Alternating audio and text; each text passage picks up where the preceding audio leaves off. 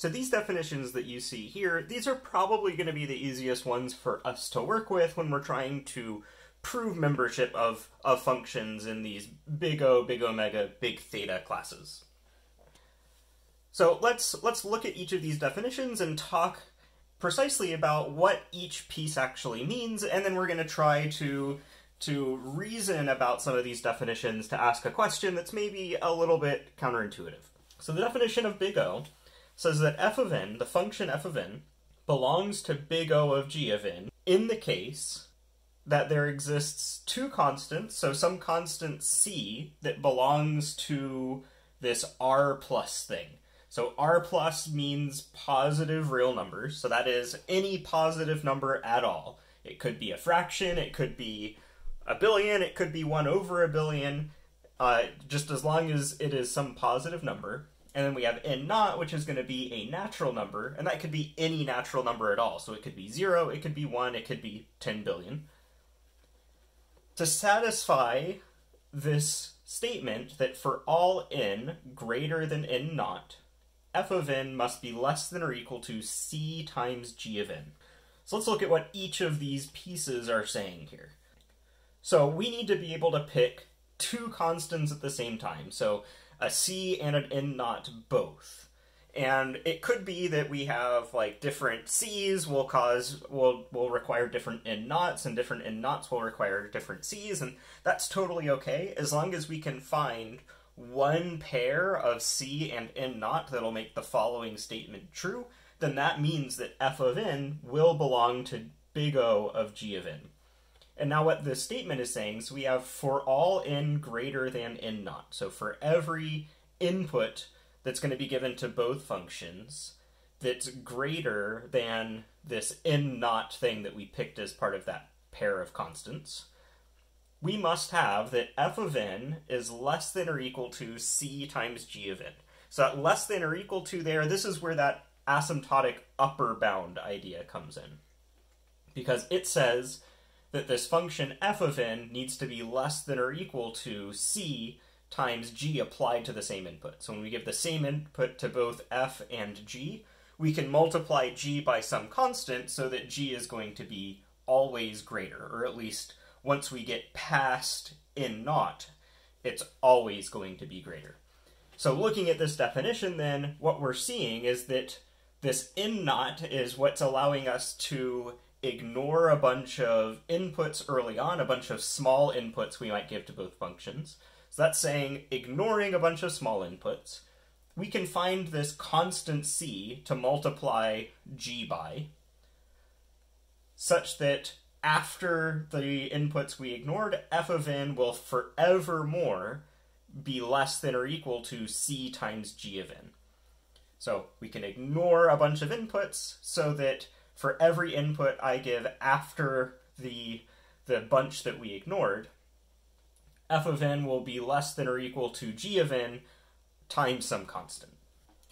Now big omega is similar to that, except now we have a lower bound sort of relationship. So everything about that definition is exactly the same, except now that very final inequality that we have is f of n is greater than or equal to c times g of n. So that greater than or equal to is the only difference we have, and that's what's giving us this lower bound behavior. This n naught is playing the same role. It's allowing us to ignore a bunch of early inputs. This c is playing the same role. It could be any positive constant, fraction, more than 1, whatever you want it to be. And now we're just saying that f of n needs to be greater than or equal to g of n times that constant c, so long as n exceeded the threshold where we were ignoring our inputs. So big O, we said, was an asymptotic upper bound idea. Big omega, we said, was an asymptotic lower bound idea. And if I could do both of those for the same function g, potentially with different choices of n naught and c, it's okay if the choices I used for big O and big omega were different, but if I could do both separately for the same function g, then that means f of n belongs to big theta g. So we say that means it's tight bounded by that function. So now, a lot of times the way that these are conveyed when we talk about asymptotic upper bound and asymptotic lower bound is big O. If f of n is big O of g of n, we say that f of n is sort of less than or equal to g of n. And when f of n belongs to big omega g of n, then f of n is sort of greater than or equal to g of n. And that's a really handy intuition to have, but there are situations where that intuition could lead you astray.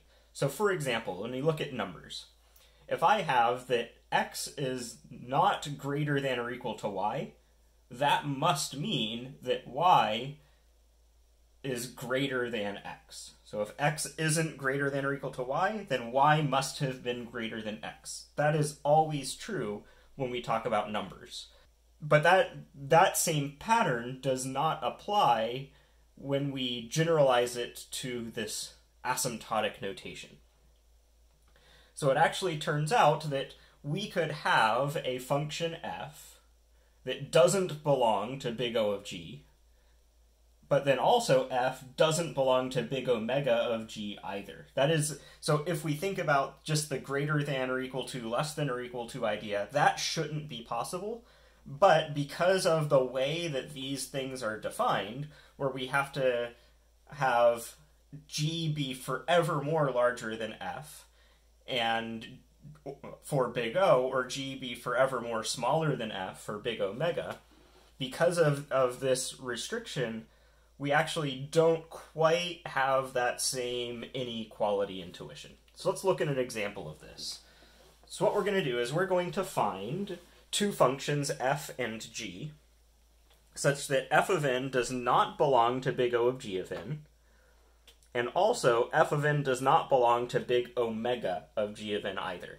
So neither is an upper bound, an asymptotic upper bound on the other one.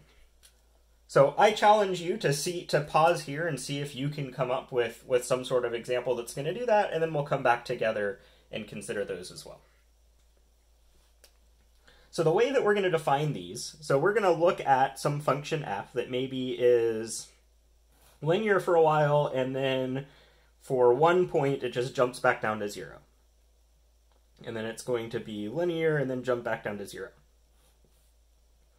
So we're going to have this function f that's identified like this. This is going to be a piecewise function, so maybe we could say something like f of n is equal to 0 if n mod 100 or something like that is equal to 0, and then it's going to be equal to n otherwise. So this is our function. This is a perfectly reasonable function. It is a function that takes natural numbers as input. It provides real numbers as output. It's just defined in sort of this piecewise way, where in some cases we return 0, and in other cases we return other values. And then what we can do is we can define g of n to be similar, but its lower points, its zeros, are going to be in slightly different places. So maybe what we can do is just, it's going to look very similar when I draw these, sorry. But it's going to be a very similar pattern, except we're going to say that g of n is going to equal to, let's say, 0 if n mod 100 is equal to 1, and n otherwise. So now, when we define them this way, it turns out that f of n will not belong to big O of g of n. The reason for this is because I can't find a position to sort of stop ignoring inputs, so that forevermore g is going to be above f. And that's because f is going to have these zeros forever. So these points that go all the way down to 0, those are going to keep happening forever and ever and ever. So we're not going to be able to just get past enough input that stops happening. So g is going to keep going up and up and up, like with these upper bits to it. And then f is going to keep staying at 0 with those lower bits. So forevermore, the upper bits are going to always be above the lower bits, so we can't ignore enough of a prefix to our inputs in order for this inequality to happen forevermore. And the same thing happens when we look at the big omega. With the big omega, we can't say that f is going to be always above g because we have the low points in f and then the high points in g. So this sort of shows us that while this greater than, less than, or equal to intuition for big O, big omega, and big theta might be helpful sometimes, you have to be careful and pay attention to things and double check with the notation, because there are situations where intuition on them could lead you astray.